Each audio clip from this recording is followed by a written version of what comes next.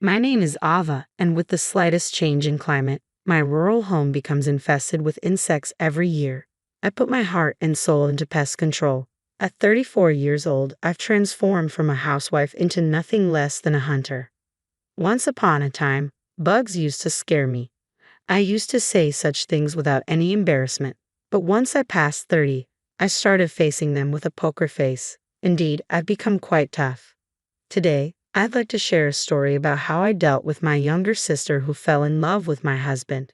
This happened years ago, back when I was in my 20s. A junior high school reunion was held for the first time in many years, where I reconnected with my childhood friend Josh, who used to live in my neighborhood during elementary school. My sister Emily, 2 years younger than me, and I used to play with Josh a lot. But as typical boy sentiments grew stronger, playing with girls became embarrassing for him. Josh distanced himself from us when his family moved away in junior high, and we lost touch. At the reunion, I was nervous when reconnecting with Josh, but adulthood brought its strong ally, alcohol. Josh, loosened by its power, and I, emboldened by the same, had a lively conversation that was hard to believe after such a long time apart. We continued to party together, and by the end of the night, Josh confessed, "I used to like you when we were kids, and it seems like I can still like you as an adult." With this light-hearted exchange, our relationship began. Later, when sober, Josh joked, "Man, I said too much. Am I embarrassing? Who the hell do I think I am?" I couldn't help but laugh at his embarrassment. Everything fell into place, and we decided to get married. We visited each other's homes and completed the formalities for cohabitation and marriage planned for 6 months later.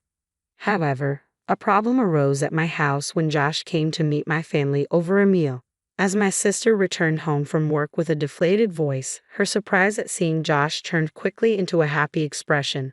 "Wow, Josh, why are you here?" Embarrassed, Josh glanced at me and then explained, "Actually, we've been dating for about half a year now, and we've decided to get married. I came here today to inform our parents." I thought I should explain to my family, so I told my sister the circumstances. Her face turned visibly grim. "I see. I'm tired, so I'm going to bed. Good night," she said abruptly, retreating to her room and slamming the door shut. Wow, that was unpleasant," I said to Josh, worried that I had made him uncomfortable. But he reassured me with a smile. "I'm not bothered by it." Wanting to clear things up for my sister's sake, I added, "She's not usually like that. Maybe she's just not happy about us living together." Even our parents didn't show any problems, so I couldn't understand my sister's strong reaction. Still puzzled, I debated whether to ask her directly, but as I headed to the bath, I ran into her in the hallway. I started, unsure how to begin, as she fixed me with a devilish glare. "I can't believe you're marrying Josh. I've always loved him too. I'll never forgive you for this." With the rage of a demon, she stumped away, leaving me staring at her unexpected confession.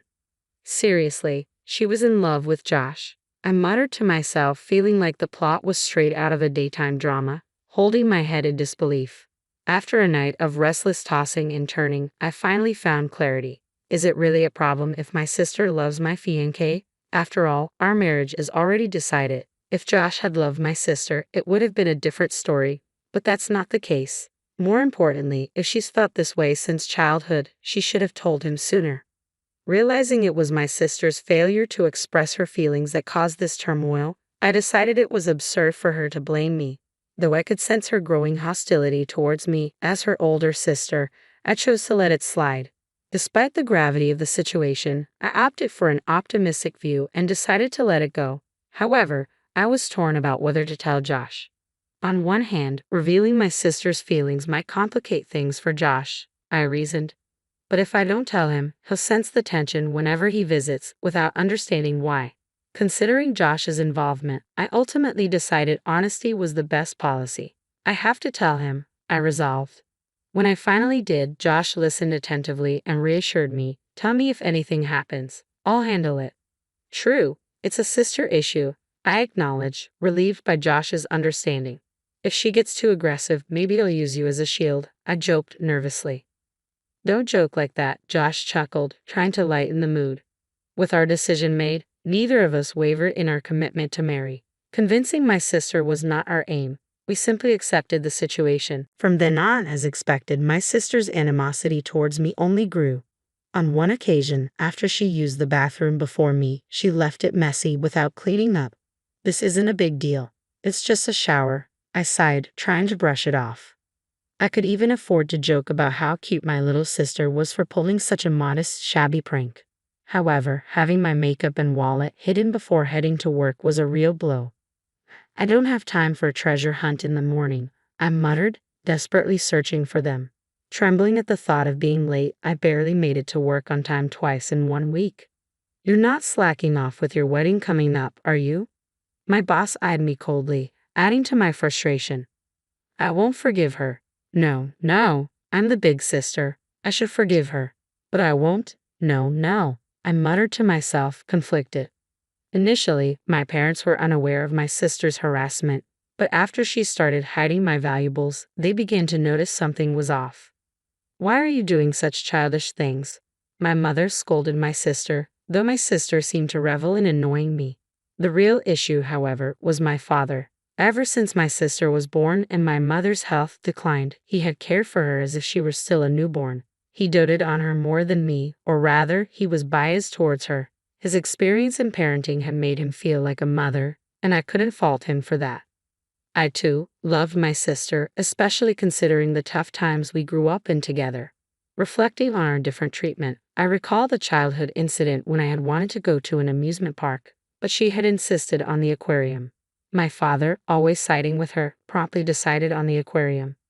I remembered my mother, always checking if I was okay with his decisions, asking, "Are you sure it's okay not to go to the amusement park?" Honestly, I don't harbor any bitter memories of my father's favoritism towards my sister, but if my mother hadn't balanced things out, I might have felt inferior. Plus, at the time, even my friends remarked about how my sister received more affection. I didn't dwell on it. I simply accepted that there was a bias in love everywhere. Maybe it's just my inherently optimistic personality. I always look for reasons not to feel down. But this time, my father clearly took my sister's side. Apparently, she accused Josh of stealing her boyfriend, which in my father's eyes painted Josh as the villain. I understood his protective stance, imagining the plight of the sister who was left behind while her elder sister was about to get married. In response to my father's thoughts, my mother intervened, saying, "I don't see Josh as the kind of person who would do such a thing," voicing her skepticism. "No, that's not true. Listen to my opinion," I countered, hoping they would consider both sides fairly. My mother, known for not taking our words at face value and judging us fairly, tried to mediate.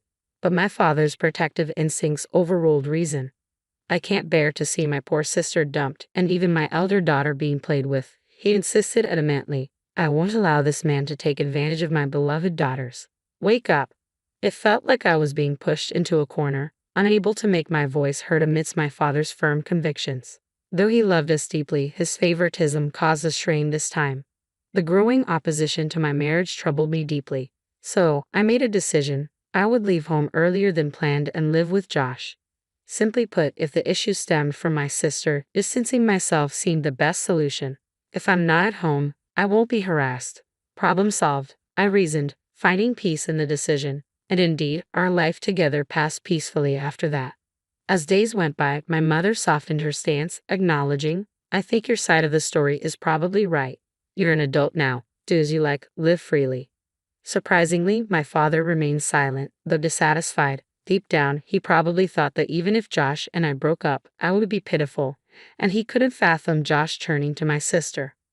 I suppose my father thought it was the best solution. I felt sorry for Josh, unfairly painted as a villain, but with no word from my troublesome sister, I thought everything had settled. Then came the wedding day. As expected, my sister didn't attend, and my father took the opportunity to suggest, "It's not too late to reconsider your decision to marry. Marriage comes with all sorts of challenges, so be prepared."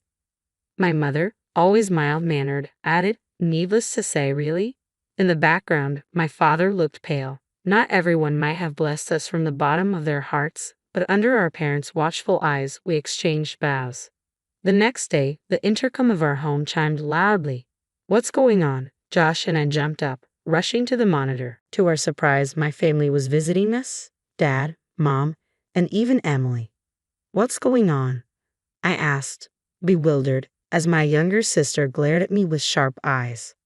I kept quiet, but she continued, I'm pregnant with Josh's child. You have to take responsibility. What does this mean? I blurted out in shock. Fortunately, we don't have a child yet. You can't just force us to break up and marry Josh. Ignoring my protests, she persisted, you should give Josh to her. Confused, my mother intervened, asking, what's going on? Josh, still half asleep, stumbled to the front door behind me. What? My child? He shook his head vehemently. No, it's not like that. We didn't do anything like that. His denial was almost comically emphatic. I know. You should stop this panic. It's suspicious, I added, trying to hold back laughter. How many months pregnant are you? My sister pressed on, undeterred.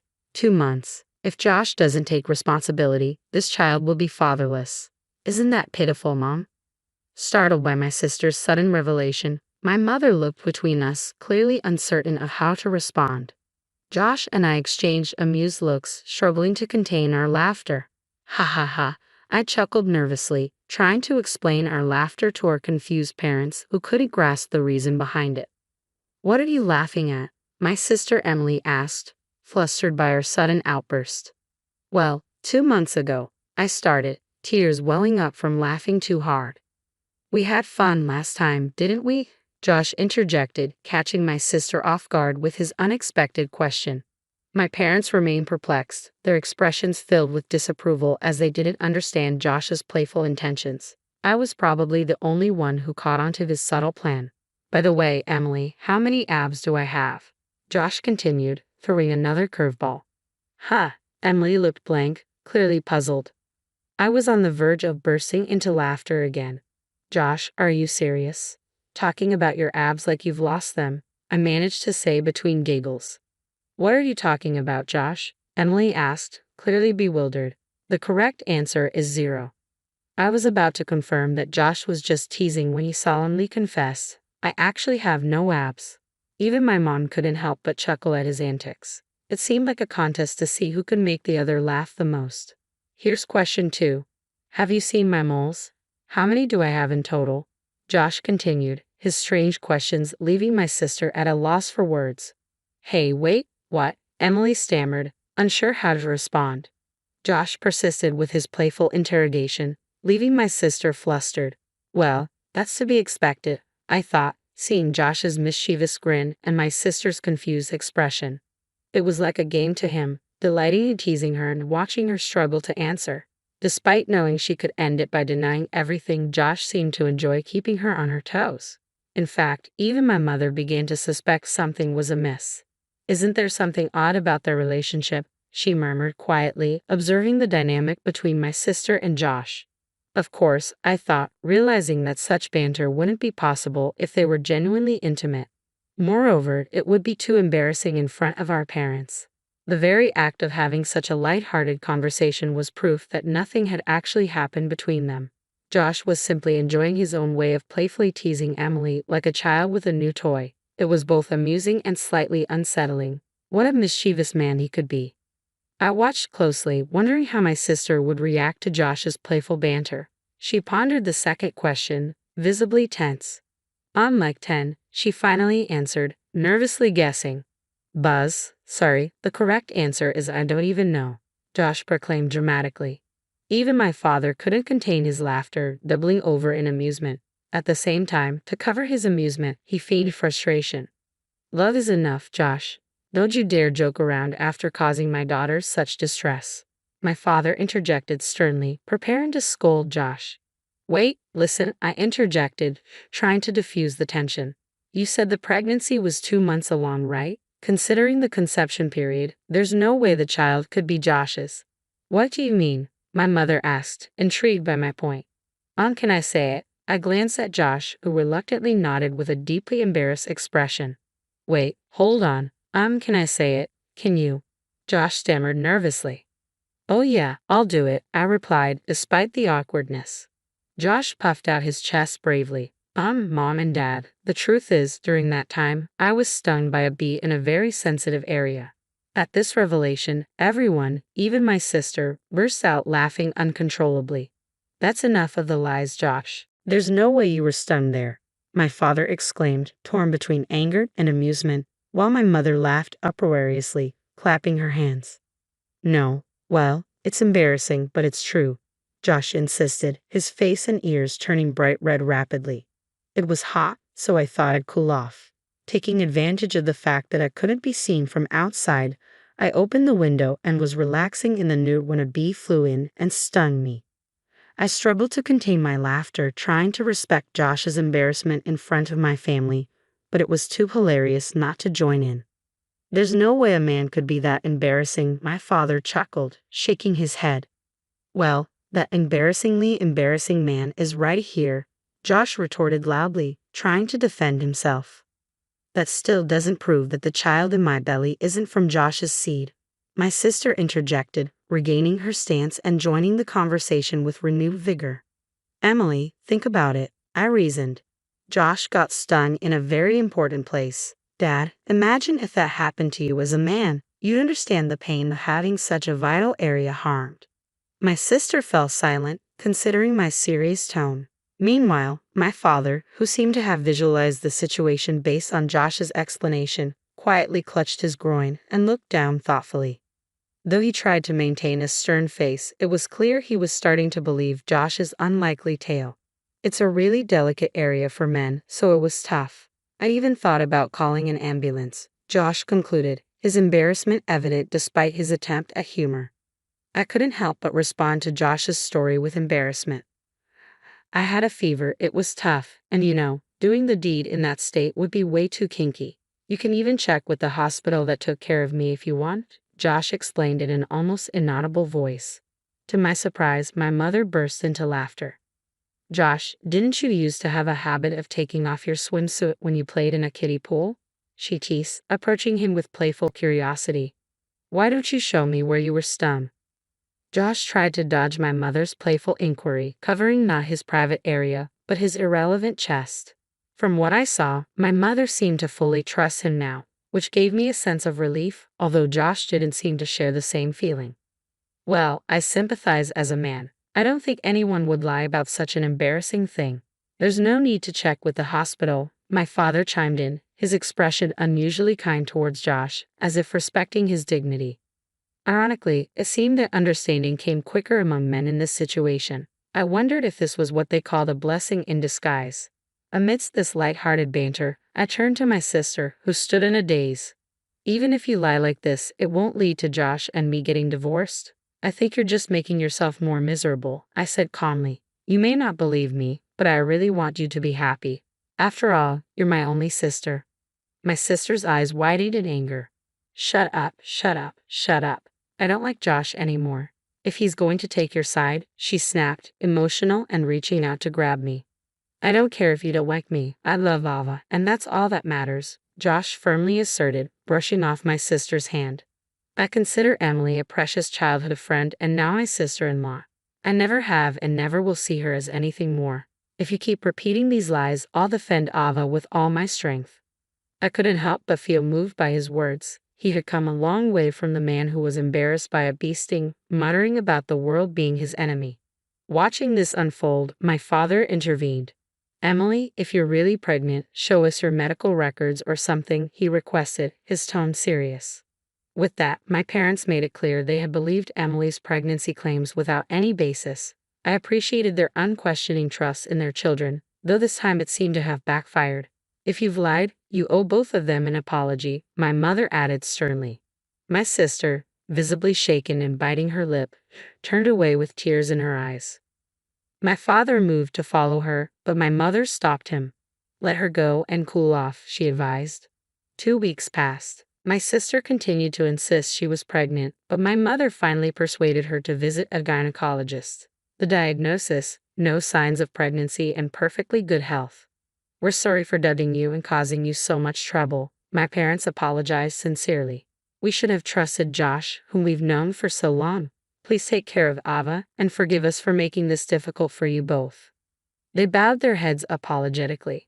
To be honest, I couldn't blame my parents. I haven't discussed the strained relationship with my sister with my parents.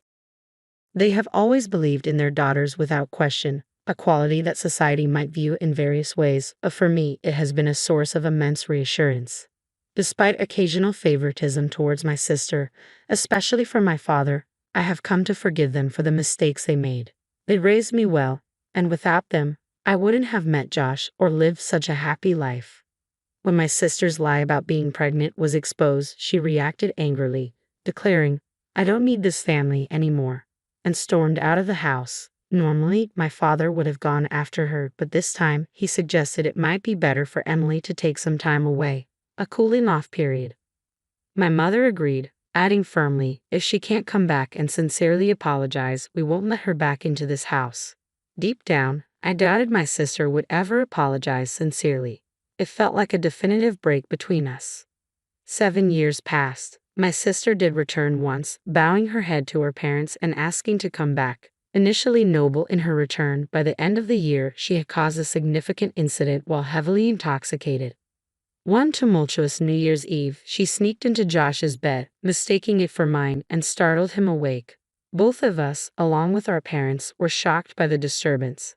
"Don't approach him," I warned her angrily. Josh, startled, exclaimed loudly enough to wake the neighbors. "Oh!"